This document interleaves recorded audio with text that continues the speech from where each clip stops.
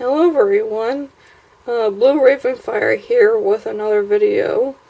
In this video I'm going to just briefly review the NECA Spyro the Dragon figure that I recently got.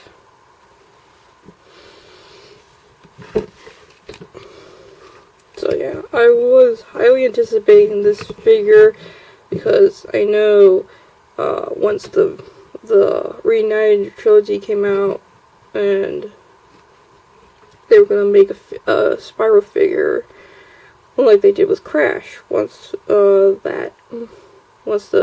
Insane trilogy came out, NECA made a figure of Crash, so it's like no brainer they would make a figure of Spyro as well. And of course, NECA did a really good job again on this figure. It's pretty really accurate to the game, and it has a really good paint job on it, and the sculpting is pretty good. And of course, he has a lot of points of articulation to play with. His front legs move. His feet move just a little bit, and his head moves side to side. Yeah, this moves pretty smoothly. You can actually spin his head all around like that, so you can see how loose his ball joint is, which I thought was really good. His wings have articulation too. You just put the wings up or put the wings down like that. So yeah, that's pretty much all I can do with the wings, just move them up and down.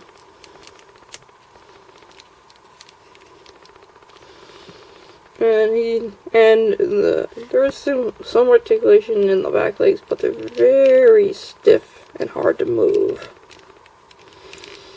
Yeah, they are not very good at moving at all. I think that's just the way the molding is. It pretty much limits the articulation of the legs. But I don't really matter. It doesn't really matter much to me because I'm not going to be moving the back legs that much.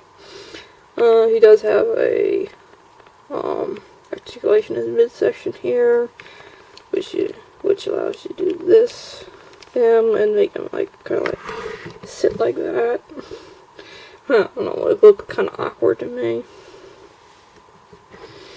but. The thing I like the most is the articulation in his tail. He's got 4 points of articulation that let his tail move pretty smoothly. I'm going to move from side to side, up and down. And you can do wavy like this. So yeah, good articulation of the tail. I do like that. And as I said before, paint job is really good. Even though he has a pretty simple color palette, they did a nice job. And I think they did a really good job on the sculpting too. Like they put all the nice little details in his body, like the scales here. And I like they put a slightly red color in his wings and his head spikes. Yeah, but the thing I like most about the figure is his face. Yeah, I think they really captured Spyro's personality in his face. He's got that cocked eyebrow, to give that sort of cocky, really confident expression on his face. I do really like the paint job in his eyes.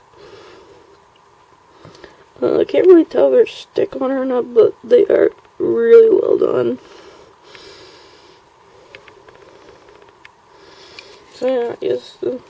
Oh, this is a really decent figure too. Like, this stuff I've been waiting for years since my childhood when, you know, I had really shitty Spyro figures.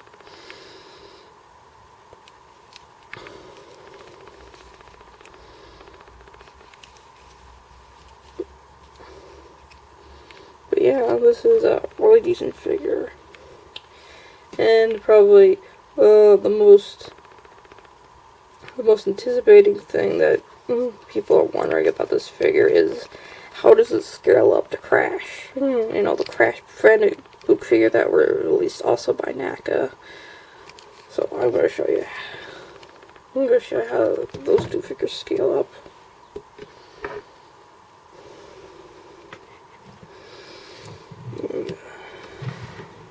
And yeah, Spyro's actually really huge with Crash, next to Crash.